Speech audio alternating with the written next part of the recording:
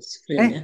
sebentar, sorry. Saya Dokter Arkipus, saya hostkan dulu. Iya, sudah Dokter Arkipus silakan di share screen. Oke. Ya, sebenarnya eh, materi ini masih sambungan dari minggu lalu ya, yang Iya, kita sama-sama diskusikan. Ya, saya langsung ke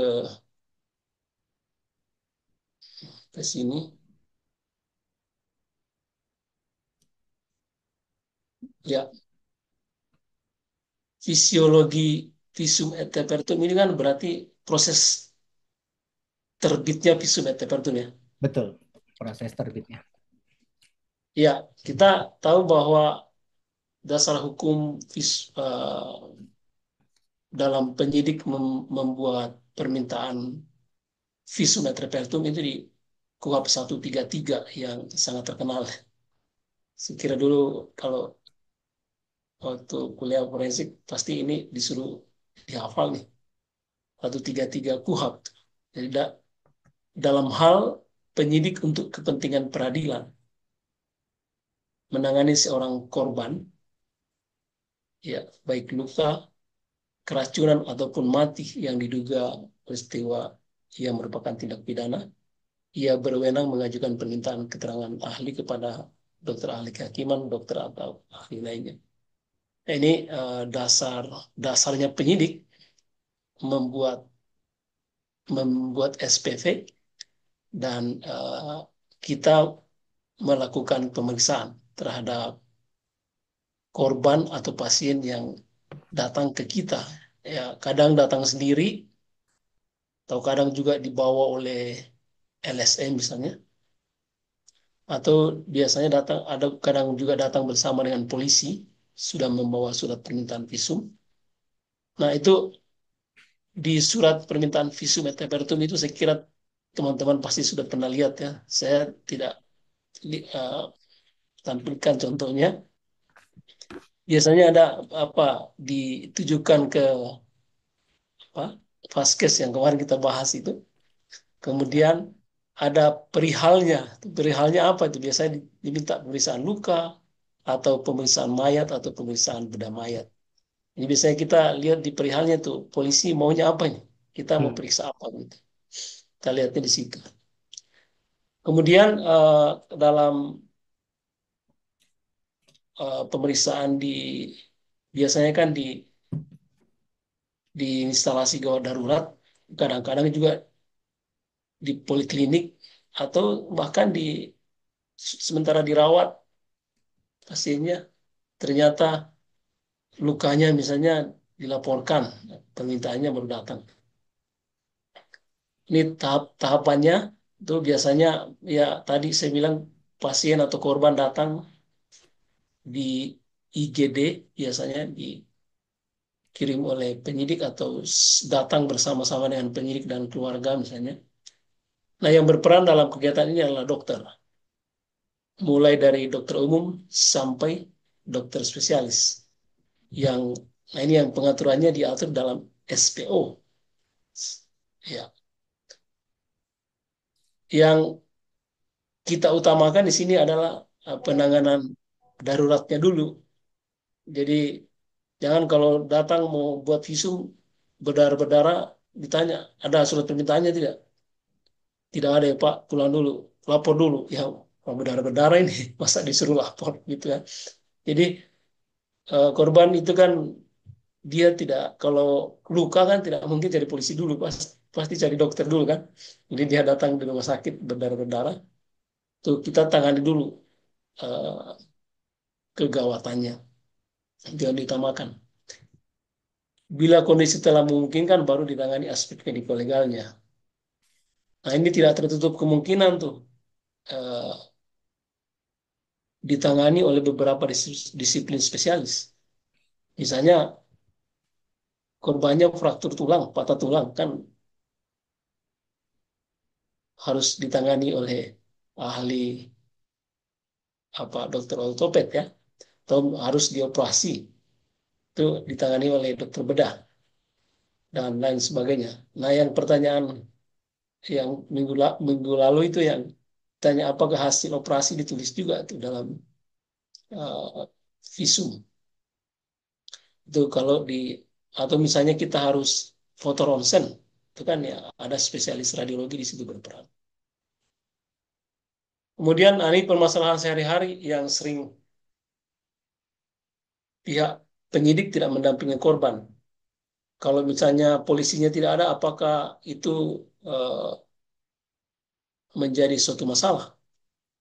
Yang sebelumnya, slide yang minggu minggu kemarin juga di KUHP tidak diatur untuk kalau korban hidup, apakah harus didampingi oleh penyidik atau tidak. Tapi kalau tidak dampingi, apakah kita tidak periksa? Ya bukan menjadi halangan ya untuk tidak diperiksa, dilakukan pemeriksaan. Kemudian korban tidak membawa surat permintaan visum et repertum. Yang kayak tadi tuh ya, misalnya dalam keadaan gawat darurat, dia darurat datang tidak membawa SPP, itu juga tidak menjadi halangan untuk kita periksa. Kita tetap tangani daruratnya, kemudian SPP-nya menyusul, nah, baru kita eh, apa membuat visum et repertum. Kemudian kadang-kadang pasiennya sudah keluar tuh, keluar rumah sakit, baru visumnya datang, permintaan visum et repertumnya datang.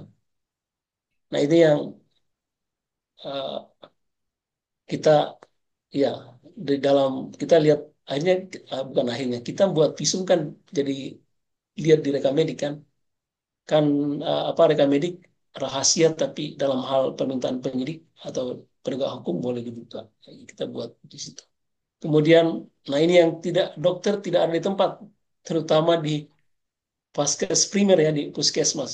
Tadi seperti dokter Ardi bilang kalau di rumah sakit sih pasti dokter UGD 24 jam tuh. Tidak mungkin justru kalau tidak ada dokter masalah itu rumah sakit ya.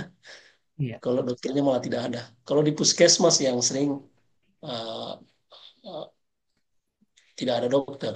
Nah ini yang perlu kita diskusikan dan perlu dituangkan dalam suatu standar prosedur operasional.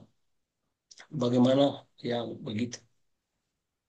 Nah itu dalam membuat visum kan kita dulu belajar deskripsi luka waktu masih S1 ya. Membuat mendeskripsikan luka yang kita dapat. Kita menentukan lokasi berdasarkan regio anatomi dan garis ordinat X dan Y. Kemudian menyebutkan jenis luka, luka memar, luka lecet, atau luka terbuka, patah tulang, kemudian karakteristiknya bagaimana, tepinya, sudut luka, warna luka, kemudian ya, ukur panjang, lebar, dan dalam ya kalau memungkinkan. Itu, nah pembagian luka berdasarkan apa ada kekerasan mekanik, ya, benda tajam, tumpul dan senjata api, kemudian akibat kekerasan fisik, listrik, petir, suhu tinggi, luka bakar misalnya, kemudian luka karena kekerasan kimiawi. Itu kekerasan tumpul semua kita sudah tahu, ya, luka memar, luka lecet, luka robek itu akibat kekerasan tumpul. Kalau tajam ya luka iris, luka tusuk, luka bacok. Nah yang yang kita harus apa di apa yang harus dicantumkan di kesimpulan adalah bagaimana kualifikasi atau derajat luka. Hukum pidana kita mengenal delik penganiayaan terdiri dari 3 tingkatan. Yang KUHP 352 ayat 1 yang penganiayaan ringan, kemudian 351 ayat 1 penganiayaan saja, tidak disebut penganiayaan ringan atau berat. Kemudian 351 ayat 2 penganiayaan yang menimbulkan luka berat. Ini yang apa yang kita sebut derajat luka. Yang ringan 352 ayat 1 penganiayaan yang tidak menimbulkan penyakit atau halangan dalam menjalankan pekerjaan. Jadi luka pada seseorang yang diharapkan dapat sembuh sempurna hanya tanpa pengobatan, tidak perlu diberikan obat dan tidak menimbulkan penyakit atau komplikasinya, maka luka tersebut dimasukkan ke dalam kategori luka ringan atau kualifikasi ringan. Nah, di KUHP kita yang tadi tidak disebutkan, yang disebutkan hanya dua, luka ringan dan luka berat. Luka berat itu yang pasal 351 ayat 2, yang dimaksud luka berat itu yang di dalam pasal 90 KUHP. Jadi ada 7 jatuh sakit atau luka yang tidak memberikan harapan akan sembuh atau menimbulkan bahaya maut, kemudian tidak mampu terus-menerus untuk menjalankan tugas jabatan, kehilangan salah satu panca indera, mendapat cacat berat, lumpuh, kemudian terganggunya daya pikir selama 4 minggu dan gugur matinya kandungan. Di KUHP baru ditambah dengan gangguan fungsi reproduksi. Ada ini di KUHP lama ada 7, tapi di baru ditambah 1 jadi 8 yang termasuk luka berat. Ini yang kita biasa bilang luka sedang 351 tadi ayat 1 penganiayaan. Bila seseorang kita memeriksa seorang korban dan didapati penyakit atau kekerasan, maka dimasukkan dalam kategori ini. Ada ini bagaimana cara menentukan atau menentukan kualifikasi. Kita lakukan analisis, pemeriksaan fisik dan pemeriksaan penunjang. Kemudian kita lihat apakah memenuhi kriteria dalam pasal 90 tadi. Kalau dia memenuhi berarti dia masuk ke dalam luka berat. Salah satu salah satu ya, bukan semua ya. Jadi misalnya menyebabkan cacat, berarti dia masuk luka berat. Kalau dia tidak memenuhi pasal 90, maka kita lihat apakah perlu perawatan atau intervensi medis. Kalau perlu berarti masukkan ke dalam luka sedang. Kalau tidak perlu perawatan atau intervensi, jadi masuk ke dalam luka ringan. Itu yang cara menentukan kualifikasi. Ini kita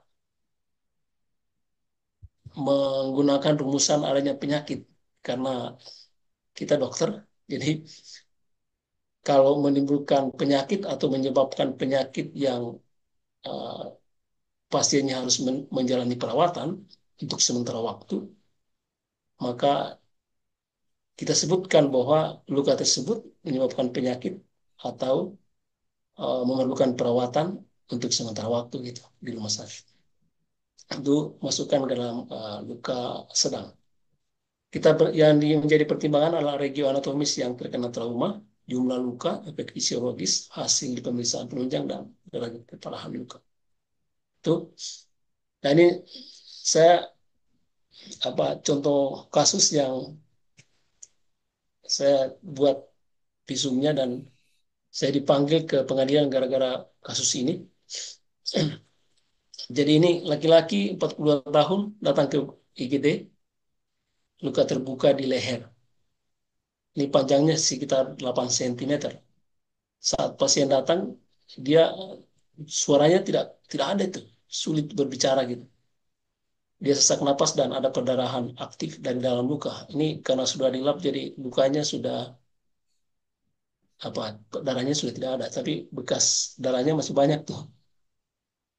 Nah ini ditangani dengan cepat oleh ini kita periksa, kemudian saya rujuk ke ahli bedah toraks vaskuler karena ternyata pada eksplorasi luka trakeanya terpotong tuh, tapi tidak semua. Kemudian otot-otot sebagian otot terpotong, kemudian pembuluh darah, tapi bukan pembuluh darah yang besar, yang kecil terpotong. Kemudian dirawat di rumah sakit selama 10 hari. Kemudian dipulangkan, pulang, tapi memang waktu pulang suaranya masih serak. Nah, saya buat kesimpulannya begini.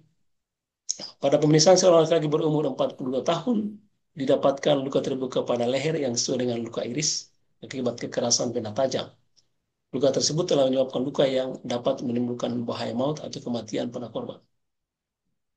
Nah, saya ditanya oleh pengacara itu, kenapa ahli bilang menyebabkan bahaya maut, sedangkan sekarang pasiennya sudah sembuh.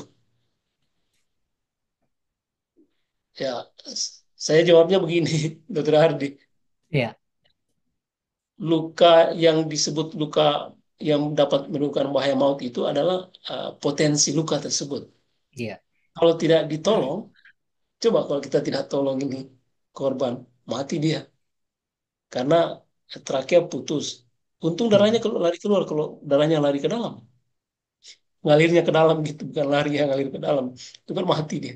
hmm, Jadi, eh, jadi yang kita lihat pada luka adalah potensi luka tersebut. Apakah luka, ya, lukanya bagaimana itu kalau misalnya tidak ada pertolongan? Apakah menimbulkan bahaya maut atau jangan-jangan akan menimbulkan infeksi, misalnya? Itu yang kita tulis di kualifikasi luka. Saya kira begitu, Dokter Adi, untuk sementara. iya. Baik, terima kasih, Dokter Arkipus. Ada contoh simulasi nanti yang bisa, kalau misalnya ini nanti bisa ditampilkan atau di-share di WA Group, Visum. Tapi Ya. sebelumnya kita